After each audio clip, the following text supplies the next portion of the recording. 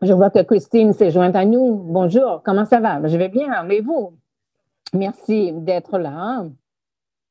Christine, je vais vous donner un petit peu d'intro car vous êtes une de nos dernières gagnantes avec la recherche euh, et je suis vraiment emballée d'entendre parler de votre recherche et comment elle a évolué. Donc, Christine McAlpin est oncologue avec McValley Hospital à Mississauga.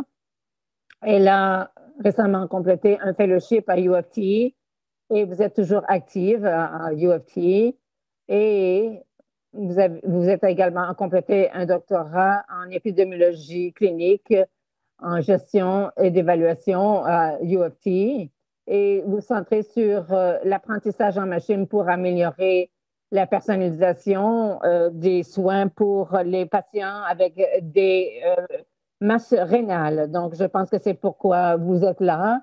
Et votre recherche inclut les patients avec ceux qui souffrent de cancer et des, qui les aident à prendre les décisions dans la façon de traiter leurs problèmes. Alors, on va accéder les résultats des différents cancers et chirurgies. Je voulais également mentionner, parce que plusieurs de nos patients ont profité de nos décisions sur les meilleurs traitements. Donc, est-ce que je devrais avoir tous les, toutes les chirurgies pour traiter mon état? Et je pense que elle a parlé de ça dans un pamphlet qui est disponible. Donc, je vais vous laisser prendre la parole et nous parler de votre recherche. Merci de votre présence. Merci de m'avoir invité. Et c'est vraiment je suis ravie d'être là. L'introduction était vraiment très élogieuse. Merci. Donc, c'est la recherche que je fais euh, pour mon doctorat, également celle qui a été soutenue par euh, le CR. Et je m'appelle Christine McAlpin. Je suis oncologue, urologue à l'Université de Toronto. Et aujourd'hui, je vais présenter un projet sur lequel je travaille qui s'appelle la personnalisation des soins avec des gens qui ont des masses rénales en utilisant des machines. Je n'ai pas de conflit d'intérêt et un petit peu d'introduction. Je suis assez nouvelle en oncologie. Je suis au Credit Valley Hospital, Mississauga. Je suis en formation à différents endroits, Waterloo, Queens, Ottawa et University of Toronto. Donc, je voudrais commencer avec la présentation de dossier d'un monsieur de 68 ans chez qui on a trouvé une masse rénale. On voit un CT scan. C'est son rein droit qui a l'air normal et celui de gauche sur lequel il y a une masse. Ce monsieur a d'autres conditions médicales. Il souffre de pression artérielle élevée et diabète et un cœur anormal. Il prend des médications pour son sang et donc il demande quel est le meilleur médicament pour ma masse. Et donc, dans la collectivité, on sait qu'il y a plusieurs options pour la gestion des petites masses rénales. Et ça peut aller d'une surveillance active où on surveille la masse avec des échographies, des scans à tous les 6 à 12 mois jusqu'à l'enlèvement du rein complètement s'il y a une tumeur ou bien une ablation si on met une aiguille dans la tumeur pour tuer les cellules. C'est très important de savoir que lorsqu'on voit des patients et que les patients viennent voir un urologue, on est constamment à équilibrer les pour et les contre de différents traitements. D'un côté, on veut guérir un cancer potentiel. D'autre part, on sait que les traitements opèrent ont des effets secondaires potentiels et on ne veut pas offrir donner des effets secondaires à quelque chose qui ne guérira jamais. Donc, voici des choses auxquels on songe chez un patient qui a une masse rénale. Donc, les avantages et les risques de chirurgie. L'avantage, c'est qu'on peut éviter un un retard et donc possiblement guérir le cancer. Et les risques, ben, c'est qu'on peut avoir une chirurgie et que ça ne sera peut-être pas du cancer. Une biopsie, ben, c'est qu'on essaie, on met une aiguille, on prend du tissu. Et donc, ça peut être une approche personnalisée si on peut savoir quel type de tumeur il s'agit. Mais pas toutes les biopsies peuvent nous donner les cellules qui peuvent nous dire de quel type de tumeur il s'agit. Et il peut y avoir des complications, y compris donc un épanchement sanguin. Et également, donc, un surtraitement en surveillance. Et on peut donc éviter la chirurgie, l'ablation, mais ça peut laisser une tumeur potentiellement cancéreuse et donc une maladie incurable. Et ça peut mener à beaucoup d'anxiété, étant donné qu'on n'a pas enlevé leur tumeur. Un petit peu d'antécédents au sujet de ces plus petites tumeurs. Lorsqu'on parle d'une petite masse rénale, on parle de quelque chose de moins de 4 cm. 80% de ces tumeurs sont cancéreuses, mais 20% ne le sont pas. Et donc, un patient qui vient avec une petite tumeur n'a pas nécessairement une tumeur cancéreuse. Et même les petites masses cancéreuses peuvent être non agressives, mais pas toutes les masses rénales. Les masses rénales peuvent croître et s'étendre. Et donc, on essaie d'aller euh, pour des tumeurs qui sont plus grandes. Ça peut être très inquiétant car elles peuvent aller ailleurs. Donc, quand un neurologue voit un nouveau patient ayant une masse rénale, il y a plusieurs choses qu'il doit prendre en compte, voir les options disponibles et en discuter avec le patient quand est-ce que seront les prochaines étapes. Donc, ce sont des informations importantes pour nous. Ce sont les facteurs du patient, quelles sont leurs conditions médicales, quelle est leur fonction rénale, prennent-ils des médicaments déjà? Et ce qui est essentiel, quelles sont les valeurs et les préférences de ce patient? Et pour certains patients, ils ne peuvent pas, ils ne veulent pas garder la tumeur en place, donc ils ont très hâte d'avoir leur chirurgie, même si on ne sait pas si c'est un cancer ou non. Et il y a des patients qui ne veulent pas de chirurgie, qui aiment mieux prendre des chances d'avoir une croissance de la tumeur ou une dissémination de la tumeur plutôt qu'une opération. Donc, c'est très important pour nous quand nous parlons à un patient pour la première fois. Pour ce qui est de la tumeur, l'emplacement et la taille de la tumeur sont importants. Ça nous aide à savoir si elle sera agressive ou non. Mais ce qui est très important comme facteur également, c'est d'essayer de déterminer quelles sont les chances que cette tumeur contienne des cellules agressives qui ont des chances de se répandre. Alors, c'est un outil, il y a plusieurs outils que nous pouvons utiliser, que les médecins peuvent utiliser pour essayer d'évaluer quelles sont les chances qu'une masse rénale soit cancéreuse et quelles sont les chances qu'elle contienne également des cellules cancéreuses agressives. Donc, ce n'est qu'un exemple ici. Et dans cet outil, le médecin met l'âge du patient, son sexe et les différentes caractéristiques de la masse, la taille de la masse, à quelle profondeur elle est dans les reins ou est-ce qu'elle va à l'extérieur du rein. Et nous pouvons voir, après avoir mis toutes ces informations, cet outil qui dira au médecin qu'il y a 79% des chances que la tumeur soit cancéreuse et qu'il y a 33% des chances qu'elle contienne des cellules cancéreuses agressives. Donc, ça a l'air bien, ça devrait nous aider à résoudre le problème. Cependant, il y a d'autres problèmes. Cet outil ne fonctionne que dans 70% des cas.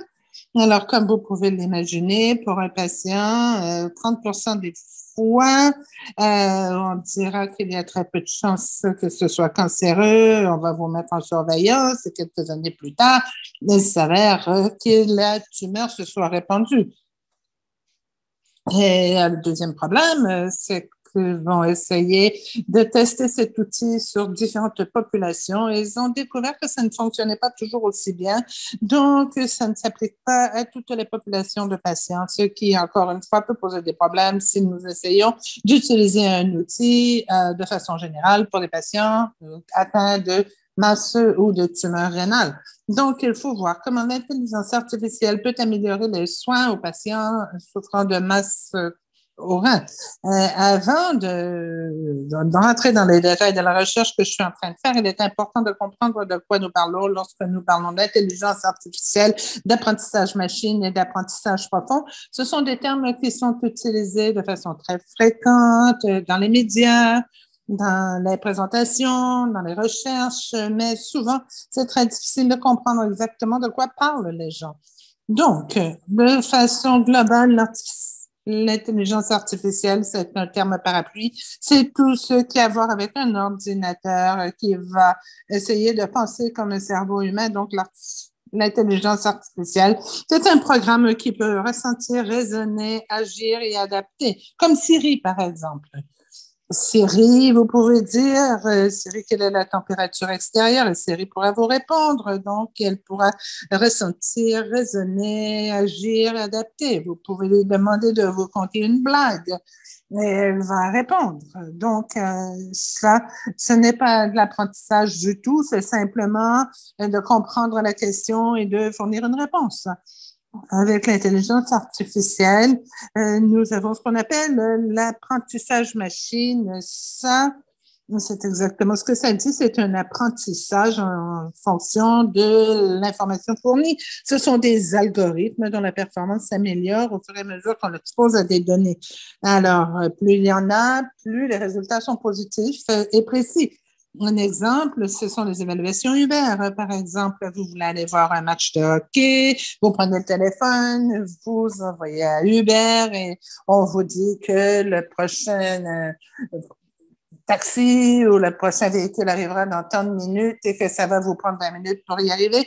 C'est basé sur les utilisateurs qui se sont rendus au même endroit, sur le chauffeur, la façon dont il conduit, sur la circulation, etc. Parce que toutes ces informations qui sont redonnées à l'algorithme Uber a à voir avec toutes ces informations. Et finalement, l'apprentissage profond, c'est en fait la partie la plus spécialisée de l'apprentissage machine. C'est-à-dire qu'il y a des réseaux neuraux à plusieurs couches qui vont être capables d'agir seuls en fonction de données. Par exemple, les véhicules autonomes, à conduite autonome. Donc, cet apprentissage profond est cette fonction d'un ordinateur qui ressemble plus à l'humain. Par exemple, une voiture à conduite autonome peut ralentir si elle perçoit quelque chose dans l'environnement, par exemple. Donc, ce sont des informations qui sont très intéressantes, mais la question est de voir de quelle façon tout cela s'applique à un patient ayant une masse rénale. Donc, ici, nous avons des tomodensitométries de 5 patients qui ont des tumeurs rénales dans leur rein droit. Ce sont toutes des masses rénales petites, mais elles sont toutes différentes à la tomodensitométrie. Et si un patient fait une tomodensitométrie, vous avez un radiologue, un neurologue qui regarderont cela et diront ça c'est inquiétant, ou ça a l'air d'un cancer, ou parfois vous allez même entendre ça a l'air davantage comme un adénocarcinome papillaire. Mais il y a beaucoup de choses qui ne sont pas faciles à comprendre à l'heure actuelle, mais un ordinateur peut le faire et un ordinateur peut analyser des images bien mieux qu'un œil humain. C'est la raison pour laquelle nous faisons ce que nous appelons la radiomie. La radiomie, c'est un type d'apprentissage machine. Encore une fois, plus on lui donne d'informations, plus il s'améliore, plus il est en mesure de faire des prévisions précises comme les évaluations Uber. Donc, la radiométrie fera une analyse statistique de l'imagerie médicale grâce à un ordinateur et c'est fait pour évaluer certains aspects précis des images que les chercheurs doivent souligner comme étant la région d'intérêt et ces régions d'intérêt doivent être identifiées par les chercheurs également. Donc, voici un exemple. Donc, un patient a une tomodensitométrie, ici, une radiographie ou une échographie, et le médecin reçoit les résultats imagés. Alors ici, nous avons la tomodensitométrie de la poitrine d'un patient, et là, le médecin voit ça et va souligner cette région, tout cela sera envoyé à un programme logiciel informatique où on fera une analyse statistique de l'imagerie et on donnera un résultat. Le résultat étant, bonne chance que ce soit une masse cancéreuse ou que ce soit des cellules cancéreuses agressives et pourra suggérer une option de traitement. Donc, voici un exemple en fait, de ce que je fais à l'heure actuelle. Donc, il s'agit d'une tomodensitométrie d'un patient ayant une masse rénale à gauche. Donc, j'ai identifié la masse sur deux images de la densitométrie. Maintenant, ça va entrer dans un logiciel particulier qui va se pencher sur les différentes parties de cette tumeur. Donc, le programme va analyser quoi exactement? Eh bien, plusieurs choses. Plusieurs choses qu'un œil humain ne pourra pas analyser ou ne pourra pas définir en quantité précise. Par exemple, le programme de radiométrie va se pencher sur la taille de la masse, le volume, le diamètre, si c'est sphérique ou non. Puis ensuite, va se pencher sur différentes autres parties de la tumeur. C'est ce qu'on appelle les caractéristiques de premier ordre statistique. Alors c'est en fonction de la brillance de la tumeur par rapport à la brillance des autres zones. Donc, on dira, ce n'est pas très clair d'un côté, c'est beaucoup plus brillant de l'autre côté. Et il va analyser comment tout ça s'articule et ça va l'aider à comprendre s'il s'agit d'une tumeur cancéreuse ou non. Et finalement, il y a des mathématiques, des équations, des filtres de très haut niveau qui entrent dans le logiciel pour faire une reconnaissance du patron de la masse. Donc, il est important de comprendre que l'apprentissage machine, on en parle beaucoup et plusieurs personnes disent, bon, on met les informations dedans et ça crée des informations en retour, mais ce n'est pas que ça. Ça nous permet de regarder de l'information que nous ne pouvons pas quantifier avec l'œil humain, mais pour créer les algorithmes avec l'apprentissage machine, vous devez inclure beaucoup d'informations relatives aux patients que nous connaissons qui ont à voir avec les chances que ce soit une tumeur cancéreuse, une chance que la tumeur contienne des cellules agressives également. Donc, on met l'âge, le sexe du patient, le diamètre de la masse, mais on ajoute également l'hétérogénéité de la masse, les différents pixels, l'intensité de ces pixels. Donc, on ne réinvente pas la roue, on ajoute des informations. Donc, revenons à notre premier cas, cet homme de 68 ans avec une masse rénale. Bon, malheureusement, cet homme-là avait une décision difficile à prendre parce qu'il n'y avait aucune option qui était idéale pour lui. Avoir une biopsie, il faudrait qu'il arrête ses éclaircissements sanguins pour avoir une chance de faire un AVC. S'il avait de la chirurgie, on sait déjà qu'il a une fonction rénale réduite. Donc, peut-être, suite à cela, devrait-il avoir une dialyse. L'ablation, où on entre une aiguille dans la tumeur pour la geler ou la faire fondre. Cette tumeur est près d'une artère, une veine principale, donc il y a beaucoup de chances d'épanchement sanguin. Et la surveillance active, il s'agit d'une grosse tumeur et nous n'avons pas suffisamment d'informations pour gérer un patient ayant une masse aussi importante. Donc, ça nous amène à la recherche que je fais à l'heure actuelle, c'est-à-dire, il faut voir ce que nous voulons. Pour un patient adulte ayant une masse rénale de petite taille, est-ce que l'utilisation de l'apprentissage machine permet de prédire une pathologie de tumeur agressive comparativement aux outils que nous utilisons déjà en clinique? Qui sont à 70% précis, est-ce que ça améliorera également la capacité de personnaliser les soins aux patients? Donc, cette recherche est en cours à l'heure actuelle. Mais voici ce que nous recherchons, c'est ce que nous voulons, c'est ce pourquoi nous travaillons si fort lorsque nous faisons les analyses et tomodensitométrie pour voir quels sont les résultats pour le patient. On s'imagine un patient aller voir son neurologue. L'urologue recueillerait de l'information sur l'âge du patient, son historique médical, ses valeurs, ses préférences, ce qui a trait à sa masse rénale. Puis ensuite, il pourrait regarder l'imagerie, souvent une tomodensitométrie, une résonance magnétique, une échographie, et ce serait intégré dans l'algorithme qui serait beaucoup plus précis que l'outil que nous utilisons à l'heure actuelle. Mais là, on dirait à ce patient, les chances que le cancer ne en fait, que la tumeur ne soit pas cancéreuse est de 15 la chance que ce soit cancer agressif est de 65 Et avec cette information, l'urologue, comme son patient, auront une prise de décision à faire, mais elle sera basée sur des données. Et ce patient aurait peut-être choisi la chirurgie parce qu'il a un risque élevé d'avoir des cellules cancéreuses agressives. L'intelligence artificielle et l'apprentissage machine sont également utilisés dans beaucoup d'autres parties de la recherche sur le cancer rénal. Nous avons parlé un peu de l'utilisation de l'imagerie pour déterminer s'il s'agissait d'une tumeur cancéreuse ou non, si c'était agressif ou non. Et même certains chercheurs se penchent sur la question est-ce qu'on peut savoir s'il s'agit d'un cancer à cellules claires ou encore un carcinome tubulopapillaire. Et ce qui est intéressant, c'est qu'on essaie de voir si on est capable de prédire quelles sont les chances d'une récidive de cancer suite à l'opération. Et je vais vous en reparler un peu plus tard après, dans quelques diapos. Mais nous voulons voir également si ça répondra à la thérapie systémique. Peut-être y a-t-il des informations dans la tomodensitométrie qui nous permettront de déterminer si la personne va répondre à la thérapie systémique ou non, ou si elle va répondre à certaines thérapies systémiques par rapport à d'autres. Donc, regardons notre deuxième cas que j'identifierai d'autres points de l'apprentissage machine, comme je parlais.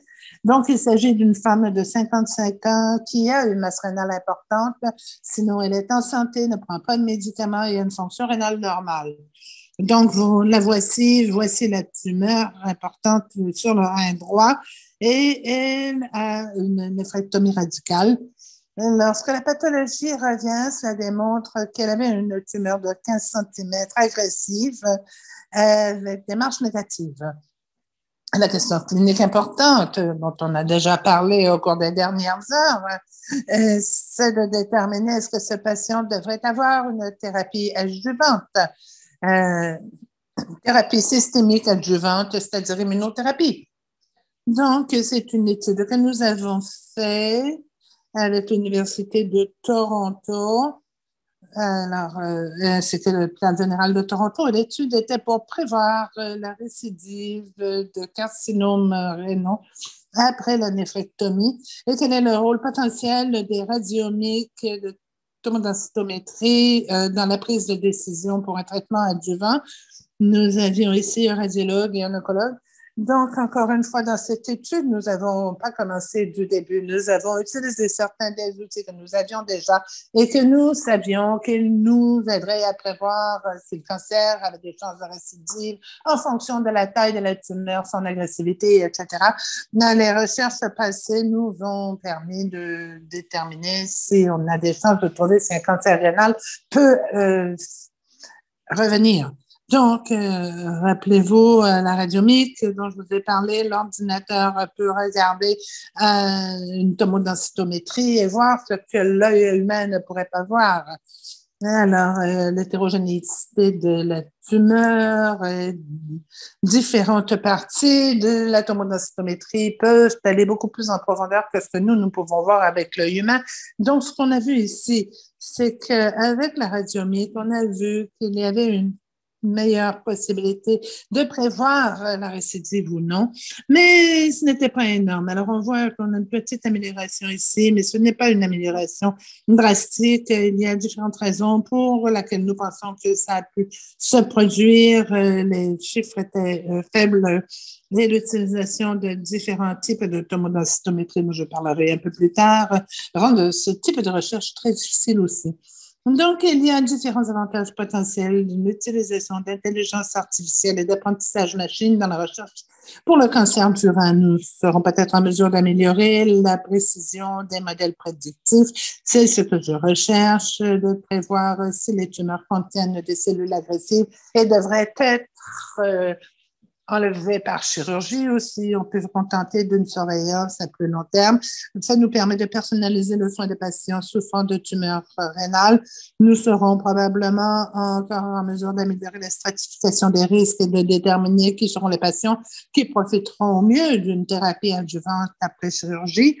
nous pouvons améliorer les modèles qui étaient obtenus simplement par tomodensitométrie et éviter des biopsies qui présentent des risques, surtout lorsque les centres ne sont pas habitués, comme dans les régions éloignées, à faire des biopsies rénales. Donc, nous éviterons des risques de complications. Donc, la capacité de regarder une tomodensitométrie avec les radiomiques nous permettrait d'avoir de meilleurs résultats dans ces centres, améliorer l'accès à des soins équitables dans les petits centres et permettra d'avoir une belle collaboration internationale parce que plusieurs personnes ont accès à des tomodensitométries, donc nous parlons la même langue à travers le monde et parce que nous parlons d'imagerie. Et ça, c'est quelque chose qui peut être facilement disponible dans l'avenir et permettra d'appliquer nos programmes à la tomodensitométrie afin de donner un accès équitable et égal à tous les patients à travers le monde. Donc, l'apprentissage machine et l'intelligence artificielle ne sont pas la panacée, il y a des défis. Alors, un de ces défis, c'est que pour pouvoir faire en sorte que l'ordinateur apprenne quelles sont les tumeurs, etc., il faut avoir des images très constantes. Vous ne pouvez pas comparer une tomodensitométrie à une IRM, à une échographie. Mais même en fonction des hôpitaux, les contrastes peuvent être différents d'un centre à l'autre. Donc, ils font peut-être un endroit à 20 secondes et dans l'autre, ils feront le contraste à 45 secondes et dans d'autres hôpitaux comme à Toronto, ils pourront le faire à 60 secondes. Donc, la tumeur sera très différente sur l'imagerie si nous avons des contrastes différents. Mais ça pose un défi parce que cela affecte la constance des images. Nous avons également besoin de milliers, de milliers et de milliers de patients pour que les algorithmes soient précis. Et l'un des plus importants facteurs éliminateurs, c'est que beaucoup de gens qui travaillent en recherche sur l'apprentissage machine essaient de créer ce qu'on appelle des algorithmes, c'est-à-dire une façon dont on peut parler à l'ordinateur et pour lui dire comment il doit regarder les résultats pour publier les résultats. Mais c'est fantastique. Maintenant, on veut faire en sorte que ça devienne un outil clinique qu'un patient, qu'un médecin pourront utiliser en clinique, regarder une tomodensitométrie et pouvoir prédire les résultats. Il y a énormément de facteurs, de variables dans la recherche et l'apprentissage machine. Mais finalement, il y a deux autres points très importants dont on ne parle pas souvent, c'est le côté éthique et le côté légal de ces recherches en intelligence artificielle et en apprentissage machine. Au niveau de l'éthique, encore une fois, comme je l'ai dit, nous avons besoin de milliers, de milliers, de milliers d'images de patients pour pouvoir créer ces algorithmes. Donc, beaucoup de patients ont pu être traités il y a 15, 20, 30 ans. Ils ont eu un traitement, la chirurgie, maintenant ils se portent bien, mais les images qui seront incluses permettront de créer les algorithmes, mais ne sont pas nécessairement obtenues grâce à un consentement éclairé du patient. Et on se demande si ce serait éthique ou non d'inclure ces images dans la recherche.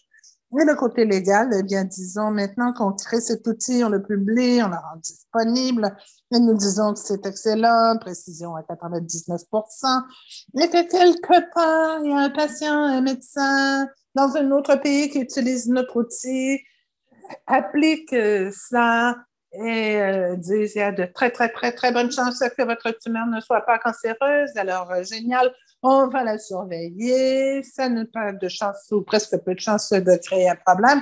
Et s'il se passe quelque chose et le patient avait une tumeur cancéreuse et qu'elle se répand, eh bien, il y a beaucoup de discussions à savoir qui sera responsable de tout cela. Qui pourra être tenu légalement responsable pour ce patient qui a maintenant un cancer métastasé à cause d'un outil ou d'un algorithme qui était censé être très précis, qu'on a publié comme étant très précis et qui a fait en sorte qu'on n'a pas traité. Alors, il est important pour les chercheurs de savoir que tout n'est pas parfait à 100% et qu'il y a toujours un certain degré d'incertitude et d'imprécision. Et c'est quelque chose dont on devra discuter à tous les niveaux lorsqu'on voudra utiliser ce type d'outil. Donc, en conclusion, je vous dirais que l'intelligence artificielle et l'apprentissage machine ont une capacité significative d'améliorer la personnalisation des soins pour les patients souffrant de tumeurs rénales, que pour maximiser une capacité à utiliser l'intelligence artificielle, la cueillette standardisée de données et l'imagerie va améliorer la précision des modèles et qu'il y a des discussions qui sont en cours quant aux implications éthiques et légales de l'utilisation d'outils basés sur l'intelligence artificielle pour guider le soin donné aux patients. Alors, merci beaucoup. Merci de m'avoir invité. Merci pour votre temps, pour l'attention que vous m'avez accordée et je suis prête à répondre à vos questions. Et voici mes 2 adresses courriels. Si vous avez des questions après le forum ou plus tard aujourd'hui, n'hésitez pas à me les envoyer. Merci. Il fallait bien que ça arrive un jour ou l'autre. Merci beaucoup. C'était très intéressant. L'avenir du cancer du rein est très prometteur. Merci beaucoup d'avoir partagé. C'est intéressant que vous ayez parlé de l'aspect juridique. C'est toujours un défi quand on veut progresser, mais nous, en tant que patients souffrant de cancer du rein, savons que c'est une maladie unique, particulière, ce qui souvent devrait être prévisible n'est pas ce que ce sera.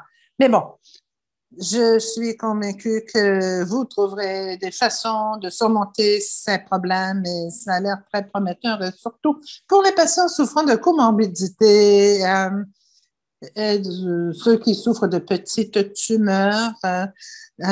Parfois, les patients aiment bien entendre surveillance active, mais dans mon cas, moi et dans le cas d'Andrew Wellers, c'était différent, mais nous sommes des patients qui ont bénéficié de la surveillance active à très, très, très, très, très long terme, et ce n'est pas aussi pénible qu'on se l'imagine. Et parfois, c'est bon d'avoir le temps de prendre une grande respiration, de regarder quelles sont toutes vos options de traitement et ce qui vous attend à l'avenir. Donc, merci beaucoup pour ce partage. J'ai bien hâte de voir comment tout cela va se développer. C'est très futuriste. C'est très intéressant. C'est l'avenir. Il y a tellement d'informations qu'on n'est pas capable de capter à l'heure actuelle. Le cancer du rein, comme vous l'avez dit, comporte plusieurs facettes, plusieurs aspects. En tant qu'urologue, nous avons des discussions sur les cas difficiles, les situations pénibles, les patients souffrant de comorbidité. Tout le temps, nous avons des décisions difficiles à prendre, nous aussi, parce qu'il y a vraiment toujours cette importance d'équilibrer les bénéfices et les problèmes. On ne veut pas nuire, bien sûr. Donc, chaque outil qu'on pourra obtenir qui nous permettra d'améliorer notre capacité à informer les patients et à les aider à prendre des décisions éclairées devrait continuer à être mis en place afin de pouvoir permettre à nos patients de prendre les bonnes décisions. Merci et j'apprécie vraiment tout ce que vous avez dit parce que vous êtes une de ces médecins qui écoute vraiment les patients, qui accorde de la valeur à ce qu'ils disent. Merci beaucoup d'être venu aujourd'hui. Merci, passez une belle fin de semaine. Merci, prenez soin de vous.